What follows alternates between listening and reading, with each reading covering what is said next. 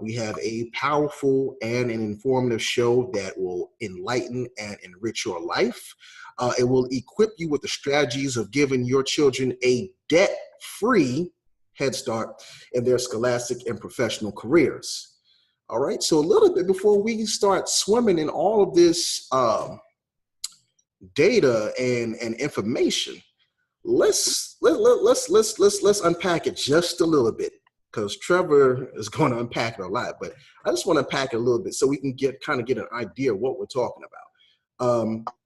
The cost of living and rising inflation in America is tremendous. It grows exponentially every 5 years.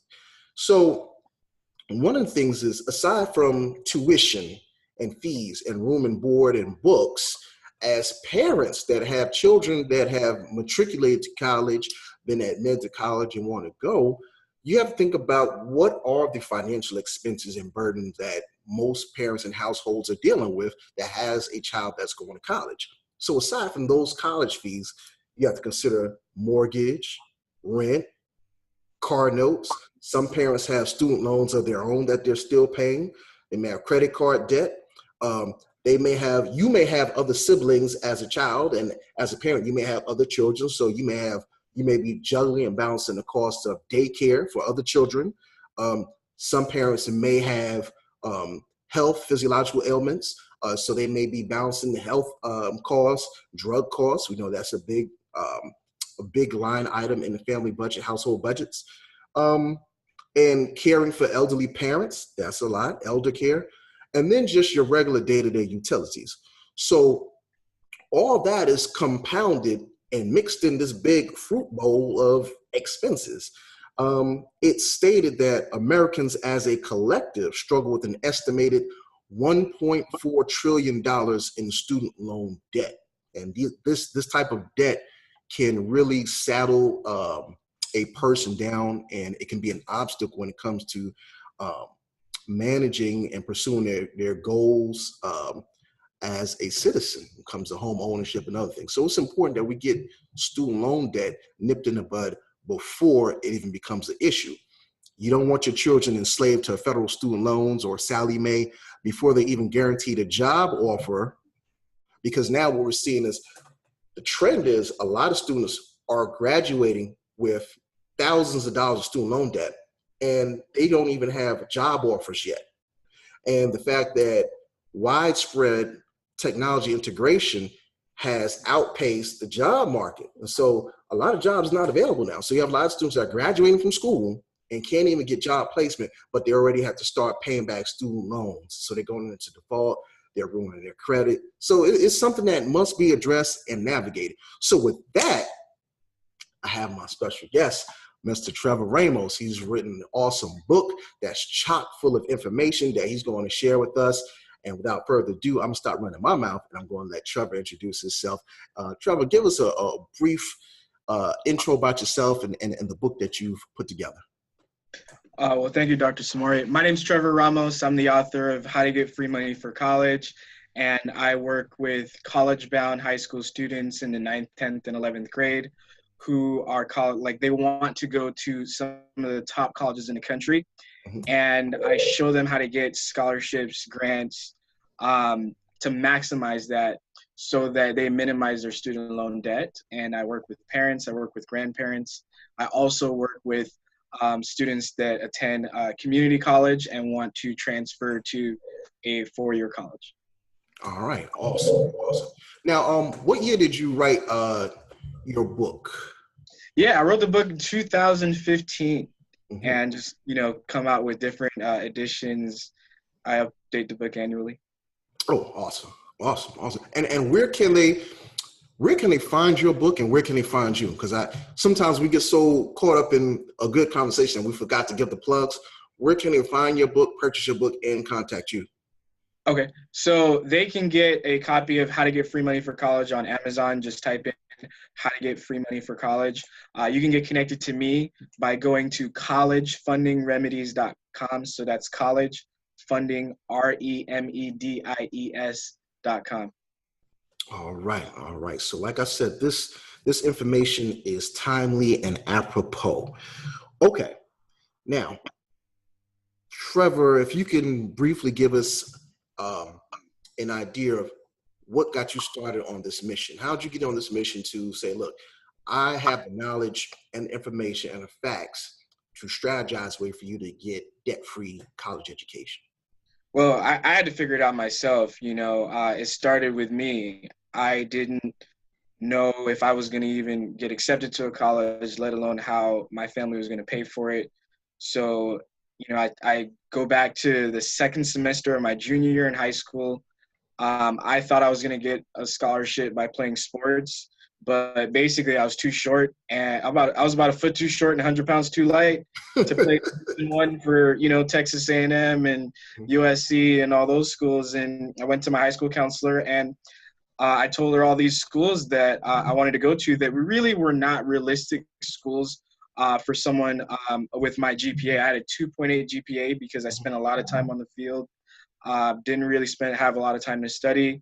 And, she told me that it was unlikely that I was going to be able to get into these schools. If I was lucky, I could get into one of the Cal States. I went to Van Nuys High School in Van Nuys, California. Okay. So, that was a wake-up call for me. She just, recommended I go to a junior college and, that I could get my grades up and maybe I can get into some of the schools that I was talking about. That was a wake-up call for me. Not that there's anything wrong with going to community college. I think it's a great route, but I wanted to see if I could get into one of these top private universities straight out the gate from high school. So I tried anyway, and I got accepted to Boston University, and I got $165,000 over 4 years to go. And that was a huge, huge, huge boost of confidence for me. Yeah.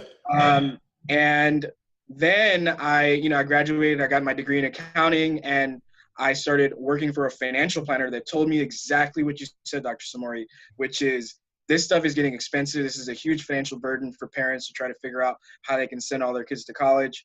If you can do what you did for yourself, and save all these parents money, they're not going to have to liquidate their investments and all those kinds of things, their retirement.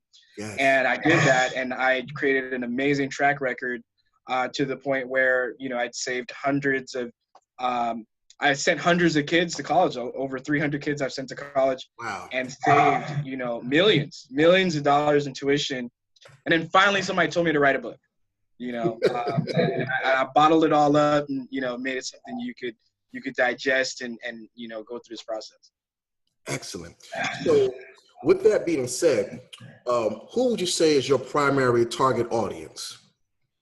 So the parent of a 9th, 10th, and 11th grader who knows that they're going to go to college. It may be the student that knows, I want to go to college, I want to be a doctor, so on and so forth. Or it may be the parent that's driving the conversation, which is, I know that my child needs to at least get an education. Maybe I got an education. I went to graduate school. I went to college. I know how necessary it is for my child. They may not realize that now, but, by the time push comes to shove, I know that they're going to go to college, and it's just going to be a matter of, where's the money going to come from to pay for all of it, because I know it's also expensive.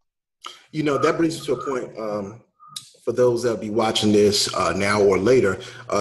Trevor and I had a conversation yesterday, and he's touching on something that is very important. It's sad in the country where you have gifted, talented students that want to learn and want to participate, and our society is based on the fact that you have to have these licenses, certifications, and degrees. But the fact that cost of college is one of the biggest hindrances of them obtaining that and then being a productive citizen. So we're trying to eliminate that by getting rid of the financial burden with what we're having a discussion about tonight. Excuse me. So, yeah. Yeah, that brings a good point, if you don't mind. A lot of people, I talk to, people that do really well in positions and jobs that don't require a college degree. Like, I'll talk to a very successful realtor. I'll talk to a very successful business owner, very successful salesperson.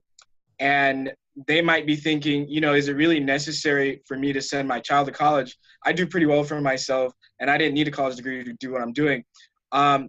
Well, the thing is that if we're talking about positions where you got a kid that's an extrovert, you got a kid that's an entrepreneur that can talk to people, that can work a room, it may or may not be necessary. But a lot of the positions, say if you have a child that's an introvert, or that you want to make sure that child has a skill, that they're not going to be a top producing real estate broker, but you want them to at least be able to be a nurse, or at least be able to be an engineer, or at least be able to be an administrator, at least be able to be an accountant.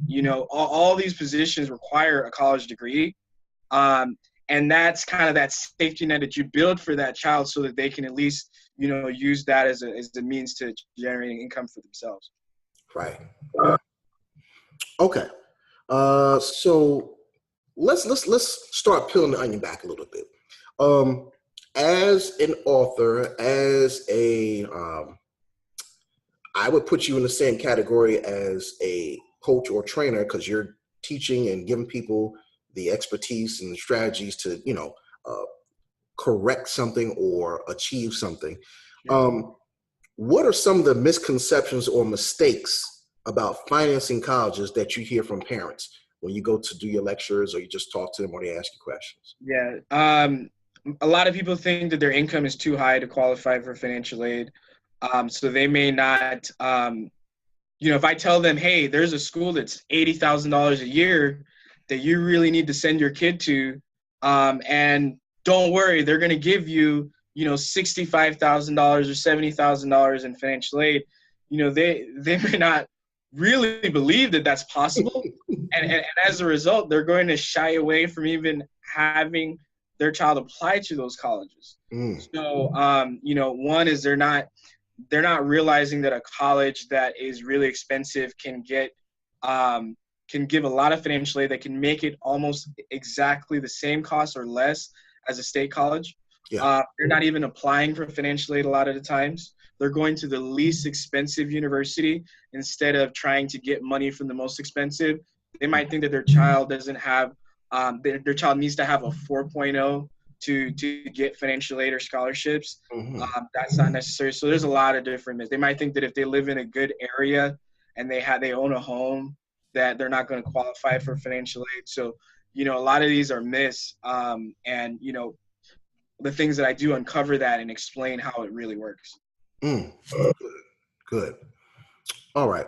So now, with that said, when they're applying for the colleges and everything, we're talking about getting a financial source of money that's going to, pay for their college. But we're not talking about a government loan, and we're not talking about like private loans like Sally Mae and everything. What type of funding are you specifically talking about that these parents for these children are going to be receiving? What type of funds are we discussing? Okay, so we're talking about institutional financial aid, scholarships, grants. What it means is that's money coming from the school itself. Okay. We're not really talking about money coming from the federal government. The federal government does not have enough money to pay for all of the tuition, room, and board for you to go to college right now. Right. The state, their grants are not keeping up with the rising cost of college. It's the college that decides that, okay, this person, let's bring it all the way down so that, they only have to pay a fraction. So I'm talking about institutional grants or institutional scholarship, or in another way, money coming from the college. All right. So everybody that's listening, I hope you got your pen and papers, like I said. So he said institutional grants, and what's the other one? Scholarships, institutional scholarships. All right. All right, good. So that's what we're going to be looking for. All right. Now, the other thing that we were talking about yesterday, you were breaking down the different types of colleges. Now, what type of colleges seem to award the most money, or does your strategy work the most with? Because you were giving private. Right. So you got three types of colleges as it relates to, I guess what their profit motive. If you have public universities, you have private universities that are nonprofit private universities, and then private universities that are for profit. So you got public universities, nonprofit private, for-profit private. The nonprofit private are the most wealthiest institutions that have all these endowments that can be used to give a scholarship or grant to whomever they want, whether it's because they need the money based on their finances, or they need the money because the school needs someone to be one of their top pupils in the music department or in the anthropology department. So that's the private university. What do I mean? I mean schools like Johns Hopkins, NYU, Fordham University, Emory University, USC, private universities that are nonprofit. Wow. And that's where you've noticed that you can get the most funding from. They are the most generous. You know, pretty much what I do is I track which colleges are the most generous, which ones give out the most money, and I try to figure out who they are willing to pay to attend their school. Okay. What I'm going to do, Trevor, I want to see if I can share a screen with everybody. I hope this works. Let me see if I can do this. I have some things that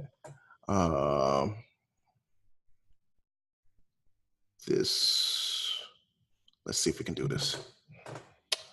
All right. Let's go here. And let's see. 1 second. I want to see. Nice. We can see it? No, that's not the one I want. Let me stop that one. One more try. Give me 1 more second. 1 more second. Let's see. I want the whiteboard. I want the desktop. Let me try the desktop. If it doesn't come up, then I'll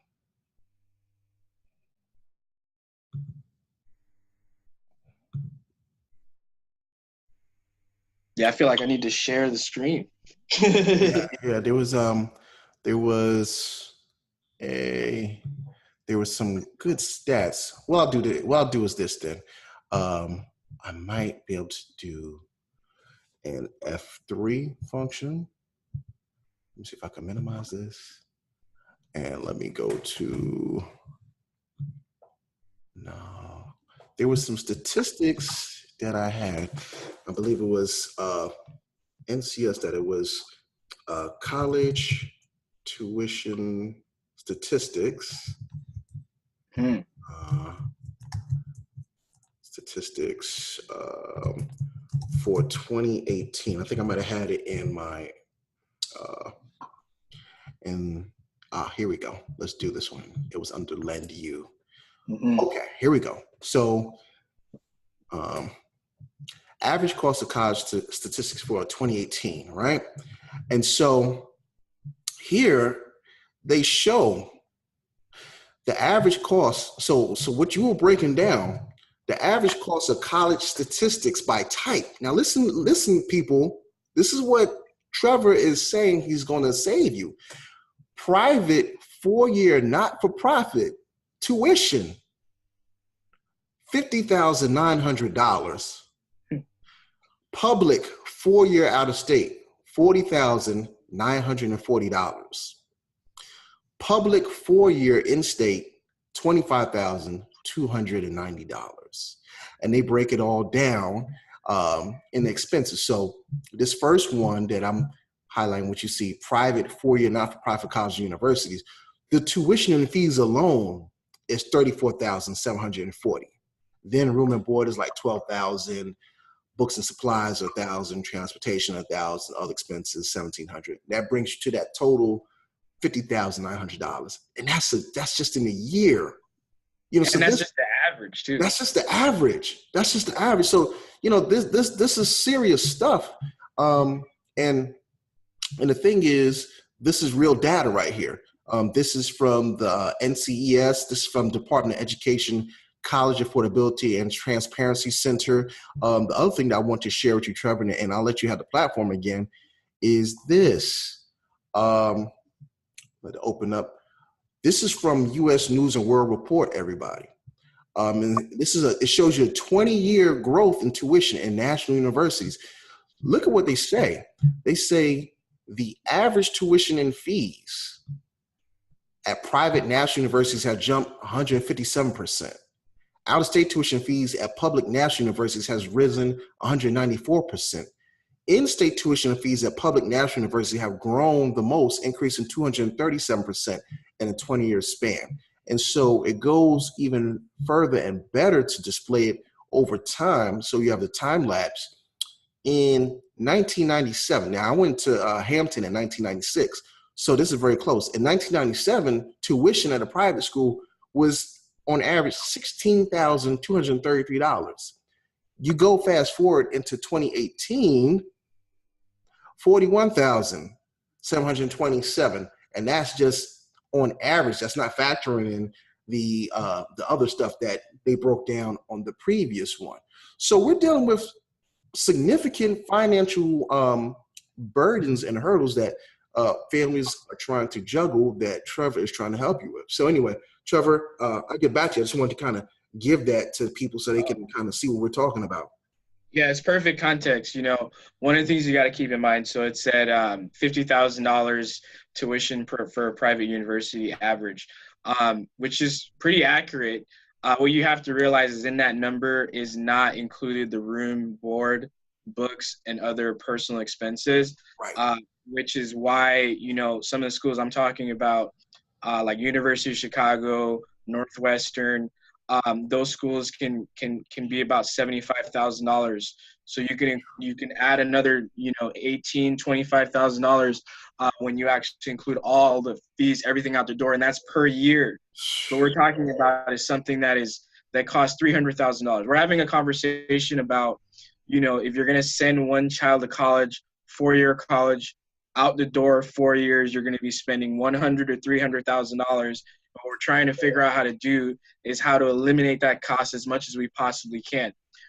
I can't promise you that every single person that's watching this video is going to send their kid to college for free. But if you can cut that in half, if you cut that by 60, 70%, you have prevented you and your child from taking out student loans.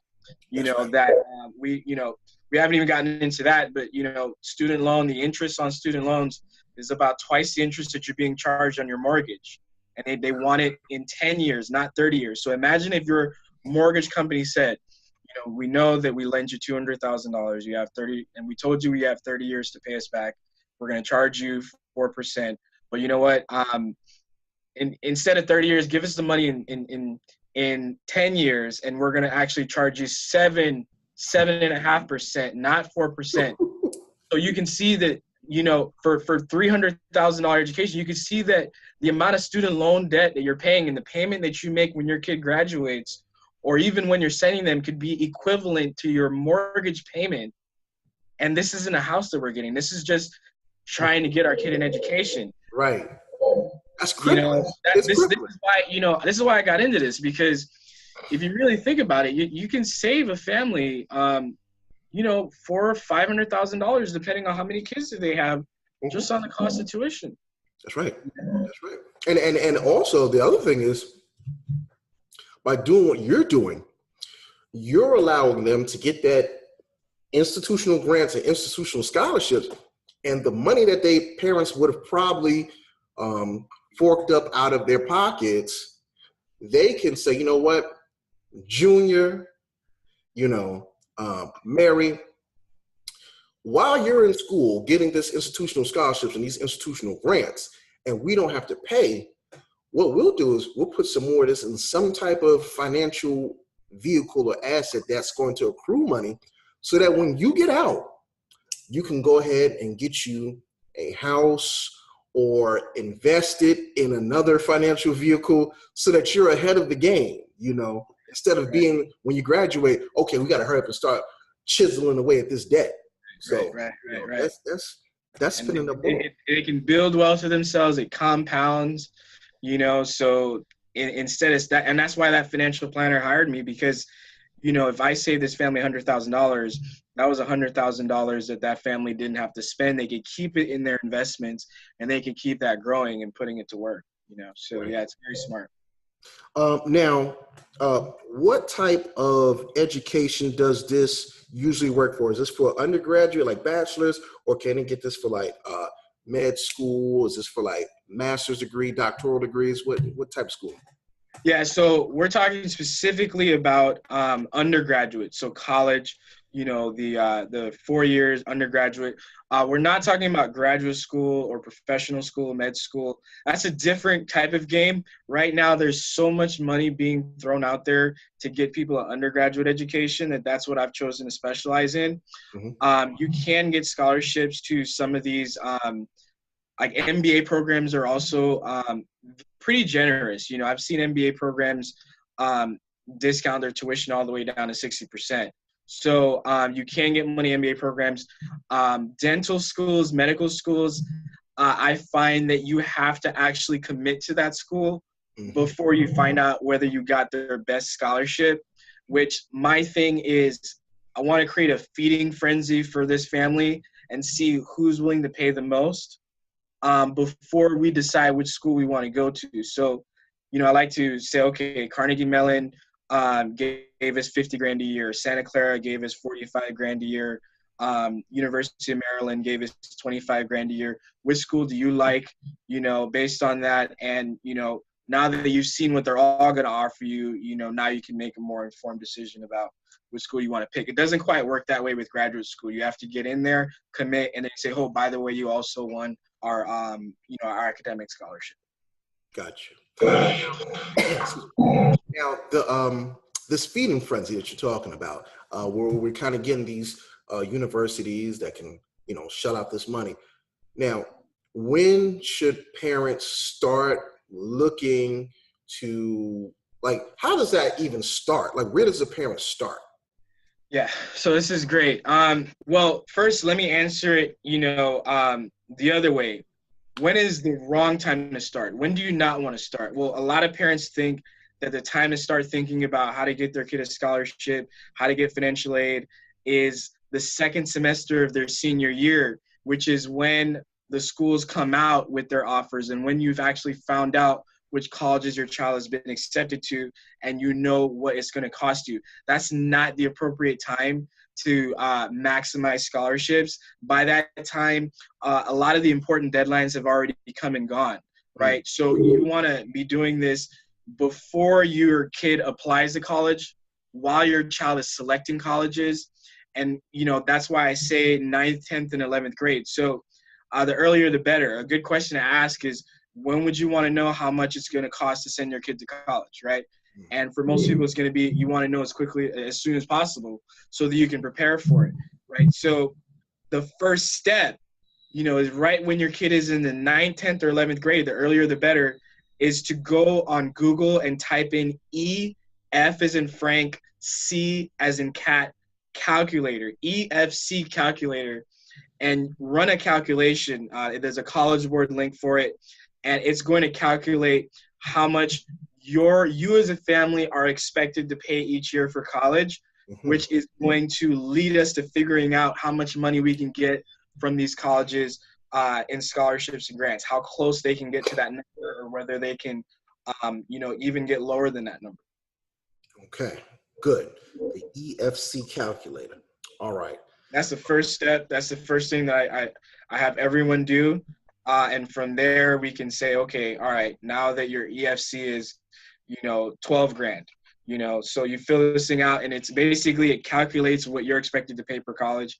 And that number is basically tattooed on you. And then you go to all these colleges and you show them your tattoo. So your tattoo says you can pay $9,000 a year for college. You go to University of Chicago says, okay, you're expected to pay $9,000. Well, we don't charge $9,000. We charge $80,000, but we can get down to $9,000 if it says that you can pay $9,000.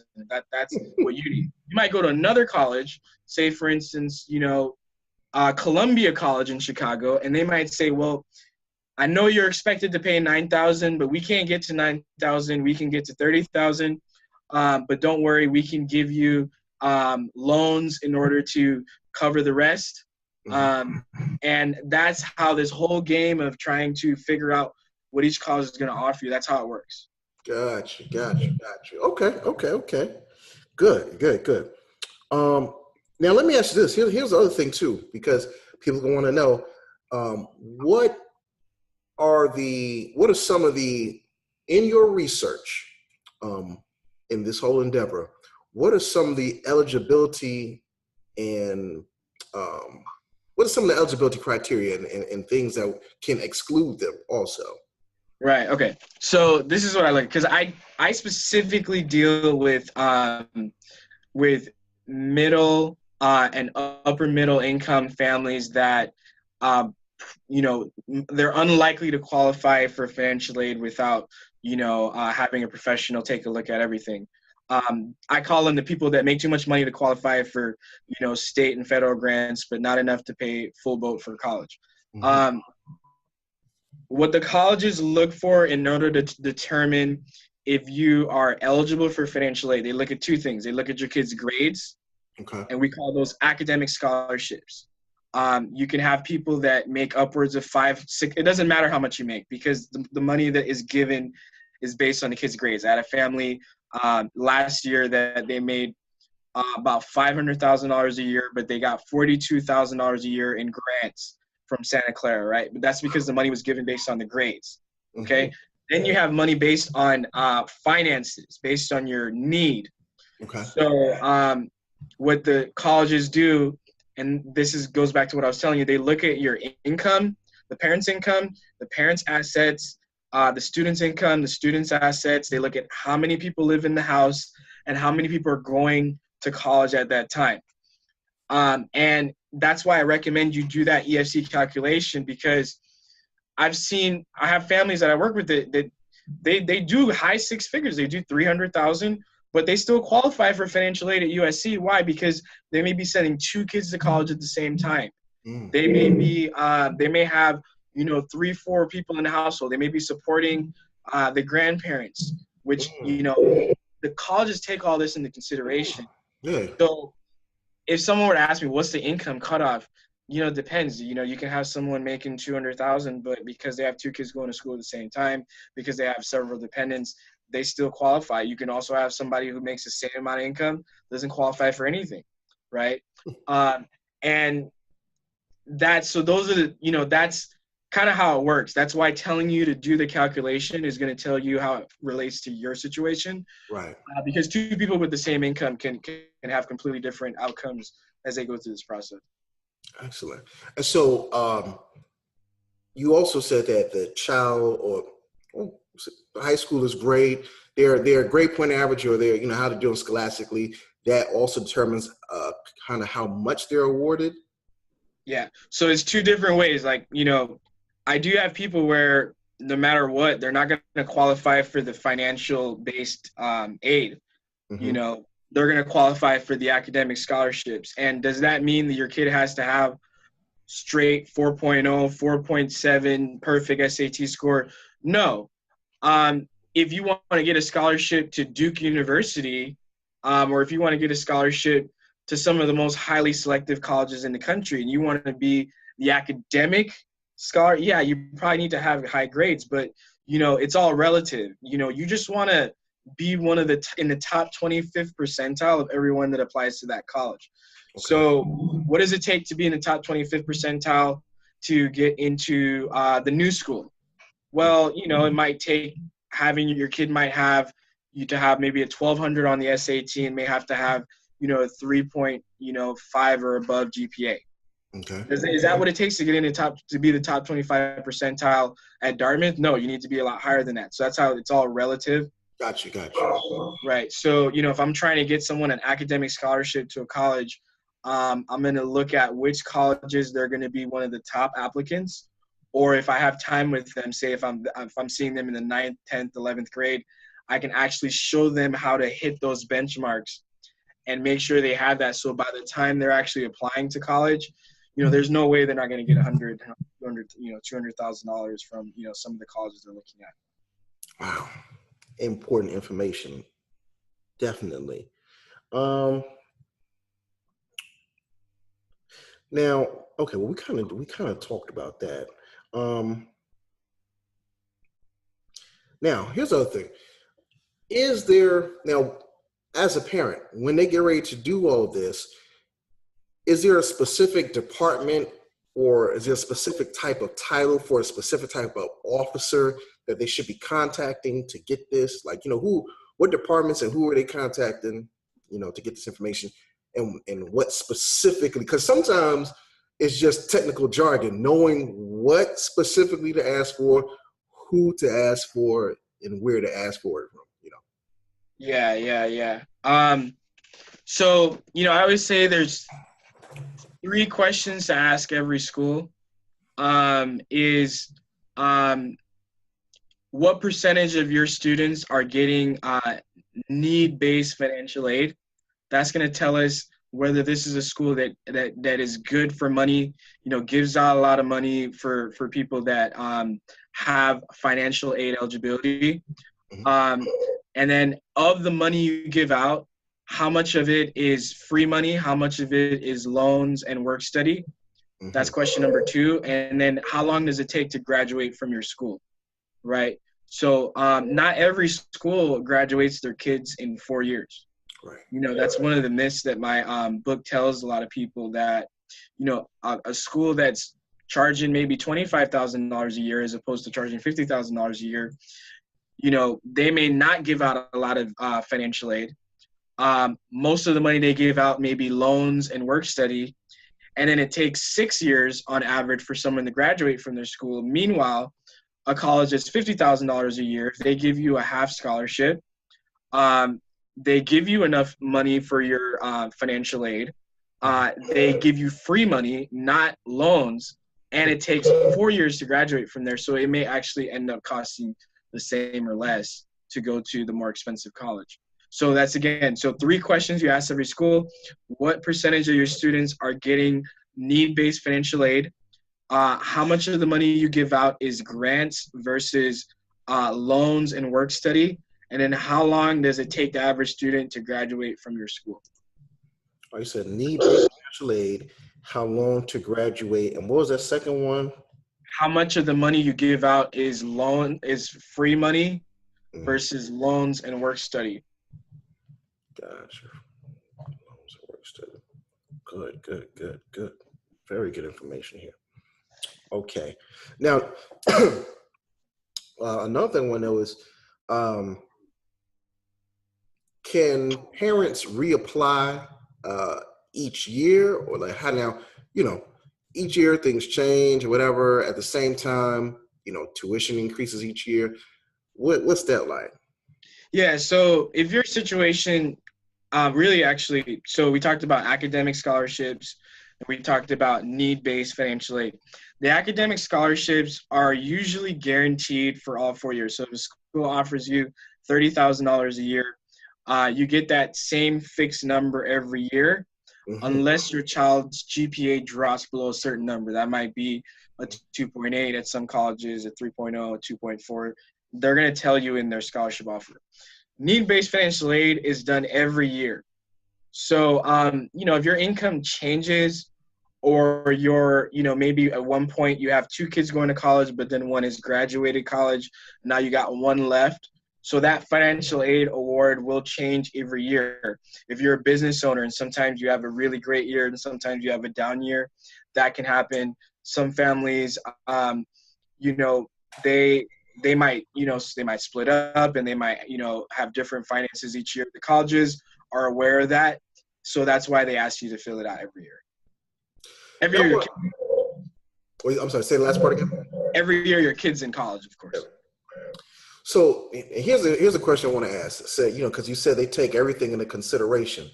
And this may sound like a silly question, but I just like to get technical. So let's say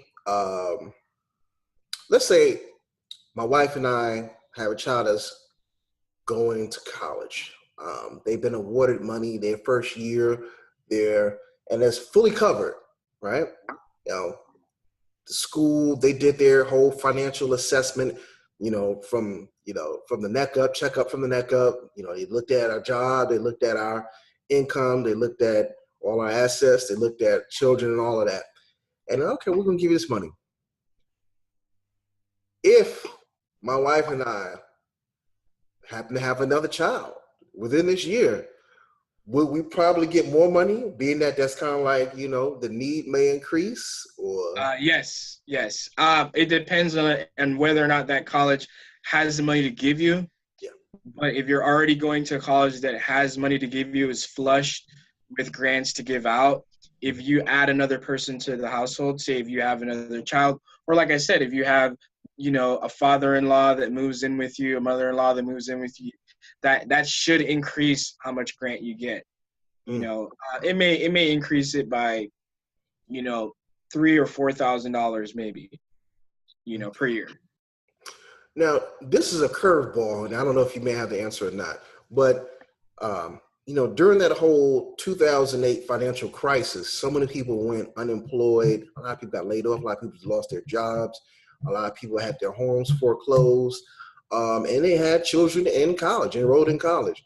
Does that somehow change, or have you, in your research, whether it's retrospective and research, how do you think that kind of impacted the awards for the institutional grants and scholarships?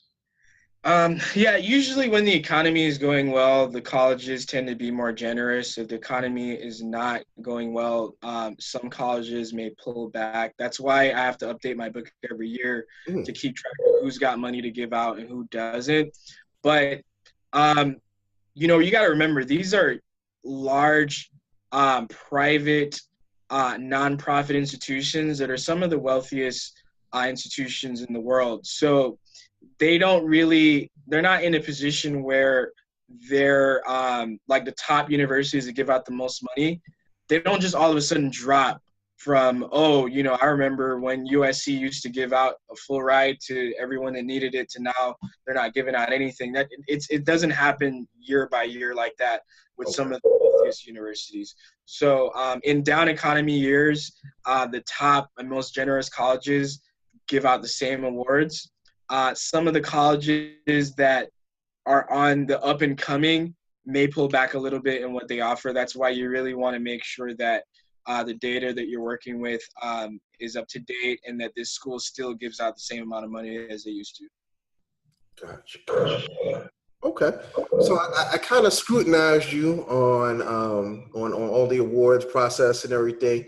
Tell us a little bit more about your book. I mean, because I'm pretty sure I haven't touched on everything in your book, but just I just want to make sure that the people that will watch this and that may be viewing this kind of get an idea that, hey, there are institutional grants and institutional scholarships out there that they can get and don't have to take loans for. Right. The different process, going to the EFC calculator, calculating the score, knowing how to shop that to the different colleges that they want to apply to, when to go ahead and apply to the different colleges and ask them. But what are some of the things in your book that you feel parents should know that we may not be tackling right now, or Well, so it's a unique situation when you're divorced. Some colleges, if you're divorced or you're a single parent, some colleges want to know what the non-custodial parent's income and finances look like.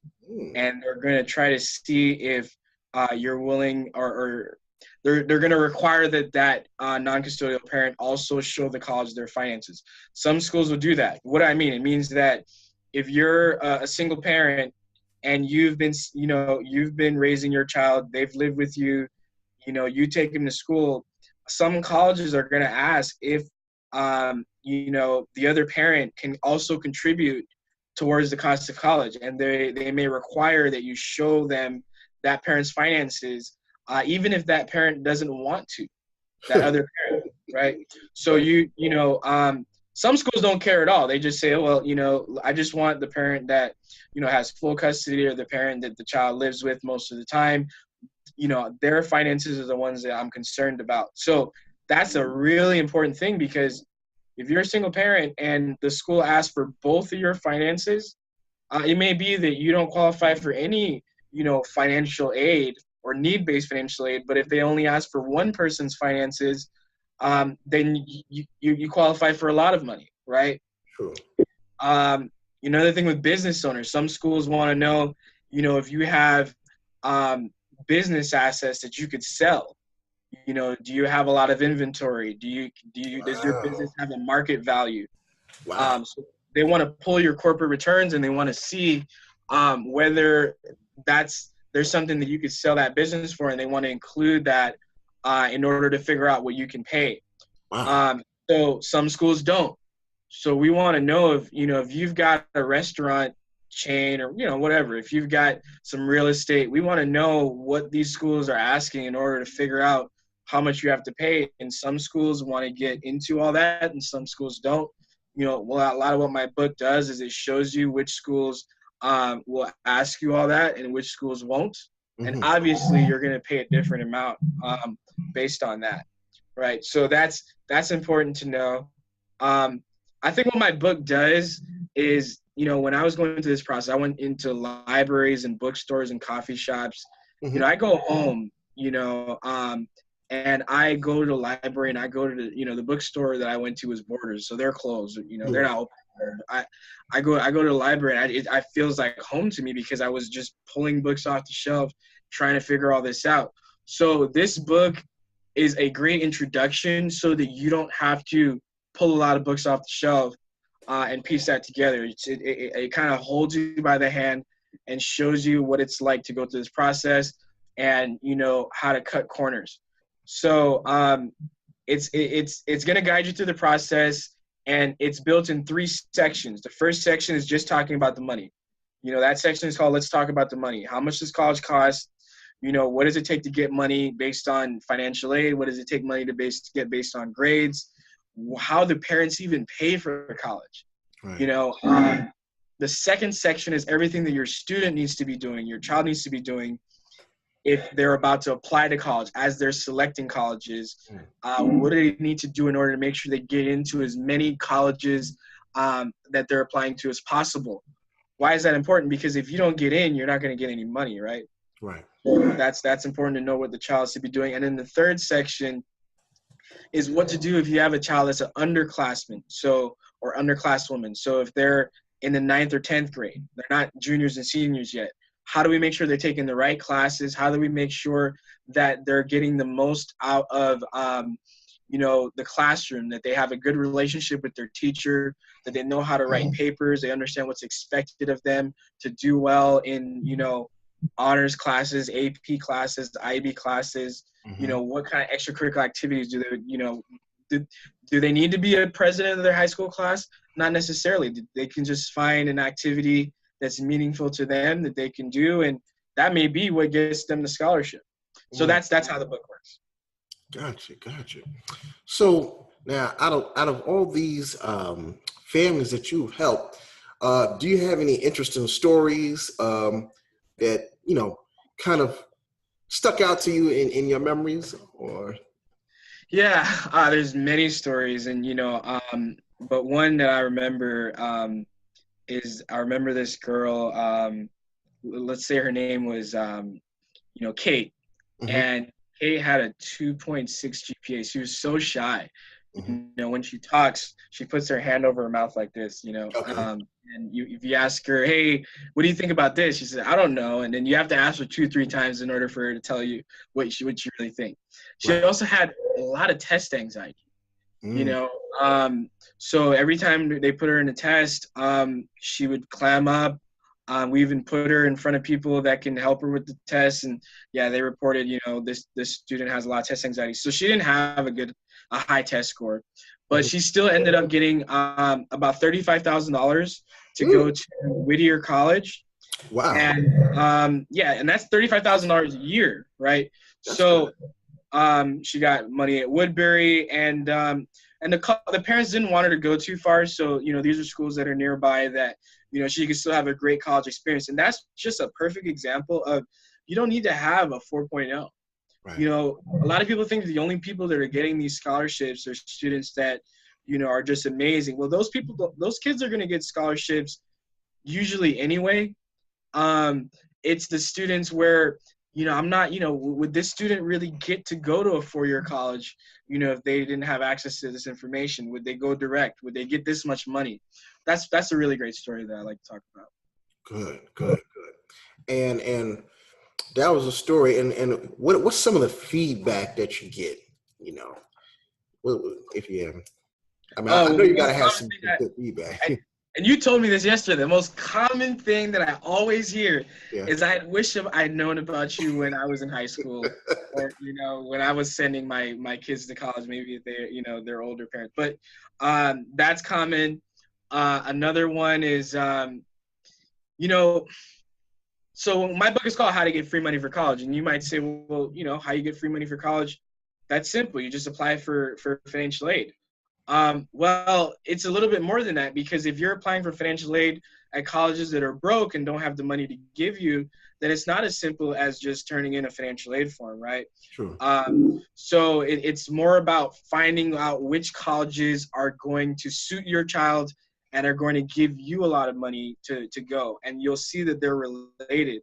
If this kid is perfect for this college, you'll see that they're going to work really hard to give them a scholarship and to accept them, even if they don't look like the average student. Yeah. So yeah, that's a big one. Wow. Excellent.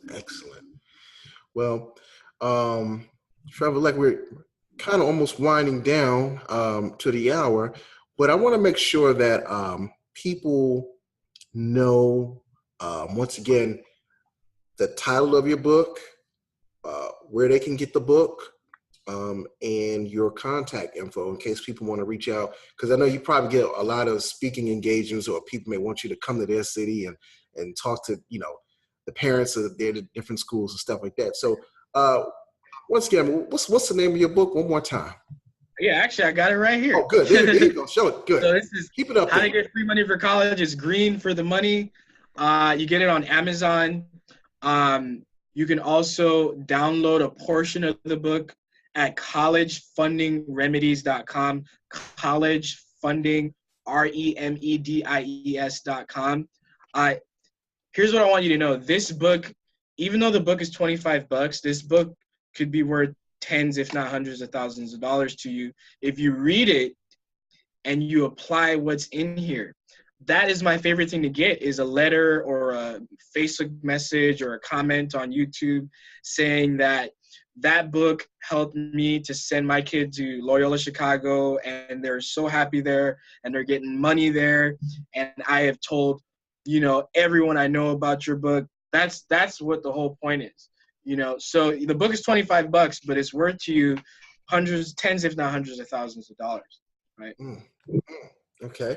And how many pages is that, if you don't mind me? This book is 246 pages. I'm looking at the current edition. Yeah, 246 pages.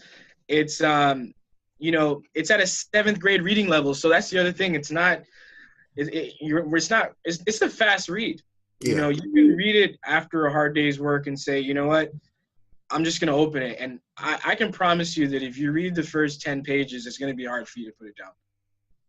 Because it's you'll see what I mean. I wrote it for you if you're a parent or a grandparent that has a kid in high school that wants them to go to, all those colleges that you want to go to, NYU, Dartmouth. It's right there for you. Social media, how can they reach you? Are you on social media? Yeah, so you can friend me, Trevor Ramos, Trevor Ramos, Ramos. I have 2 profiles, and you can go ahead and friend me on both. My Facebook page is How to Get Free Money for College. So just type that into Facebook, How to Get Free Money for College.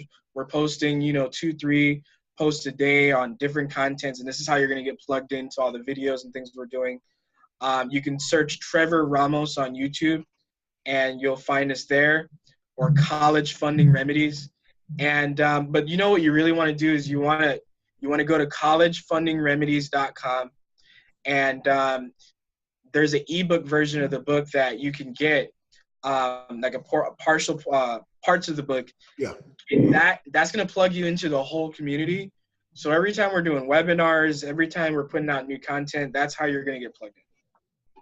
All right. Excellent, man. People, I really hope that you had a good time getting this knowledge that Trevor has provided and shared with us.